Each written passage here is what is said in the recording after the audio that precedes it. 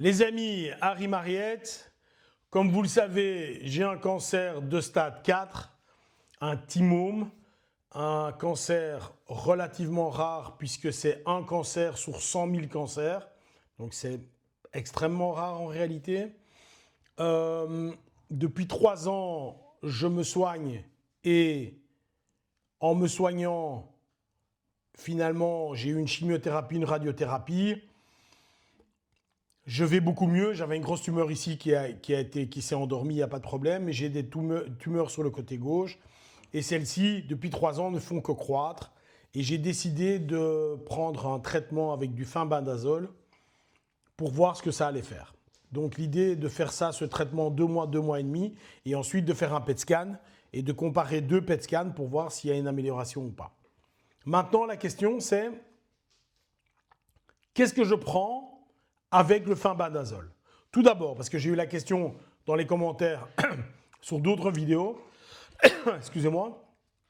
Voilà, ça c'est le fenbendazole que je prends. J'ai acheté ça sur Amazon, donc c'est pas très compliqué à trouver.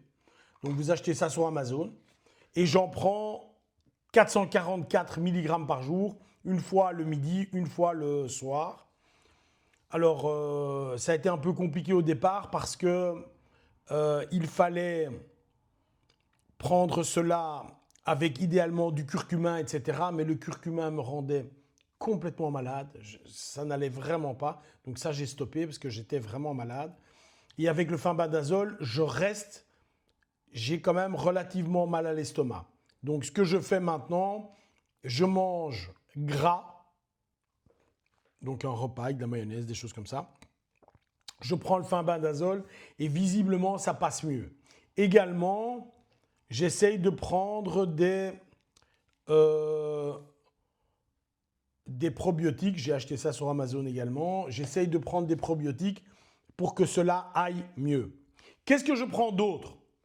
Toujours lié à mon traitement, je prends ceci, c'est du TUDCA, parce qu'effectivement, il paraît que ce n'est pas très très bon pour le foie de prendre ce médicament. Donc, je traite mon foie avec du TUDCA et je le traite également avec du reishi, voilà, qui est là, que j'ai également acheté sur Amazon. Donc, c'est très facile, voilà. J'achète tout sur Amazon, comme ça, vous savez. Voilà. Qu'est-ce que je prends en plus? Donc ça, c'est la partie cancer. Je prends chaque jour de l'oméga 3. Je ne dois pas vous expliquer où je l'ai acheté, vous avez compris. Je prends également de la vitamine C liposomale. Alors j'insiste sur le fait qu'elle doit être liposomale.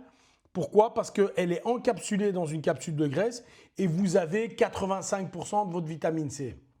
Si vous prenez de la vitamine C traditionnelle, vous savez comme moi que vous prenez 1 g de vitamine C, vous allez vers pipi, c'est tout à fait orange, ça veut dire que la vitamine C est partie. Point. Ici, je prends 3 g par jour, 1 g le matin, 1 g le midi, 1 g le soir.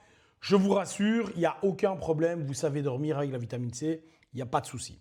Je prends également chaque matin un complément vitaminé.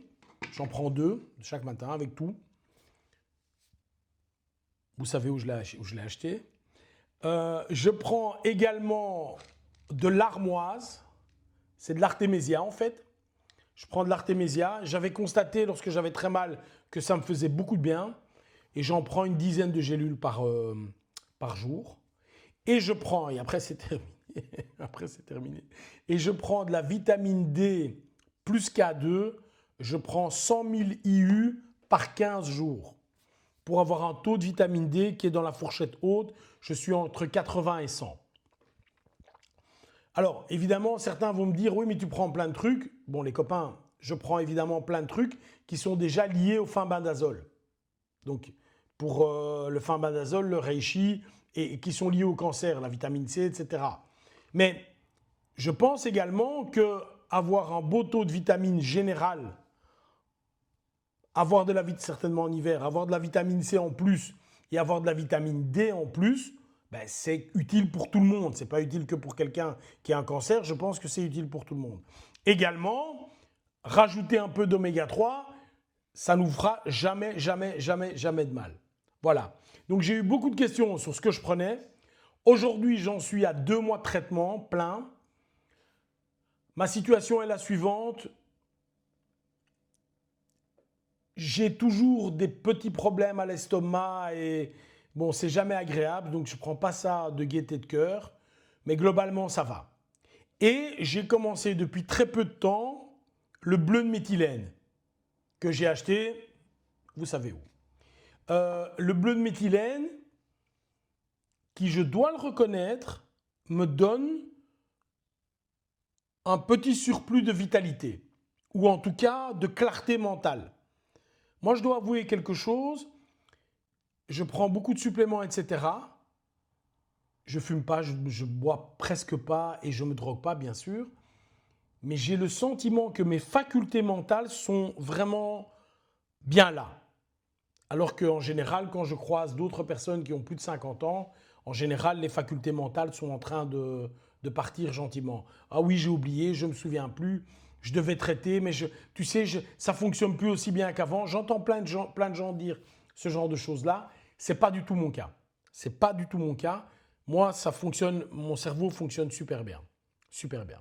Donc voilà, la suite des événements pour moi, c'est quoi? C'est je pars maintenant, je vais aller une semaine en vacances dans quelques temps. Donc là, pendant ce temps-là, je vais stopper mon traitement avec le fenbendazole. Je vais le reprendre jusqu'au, on va dire, le 10 mars.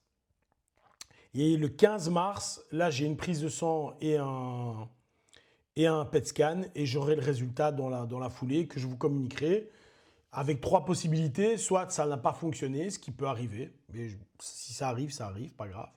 Soit la maladie s'est stabilisée, ça voudra dire que ça a fonctionné et donc c'est super. Soit la maladie a un peu régressé et alors c'est la fête à la maison, on ouvre la bouteille de champagne. Voilà les amis, bye bye.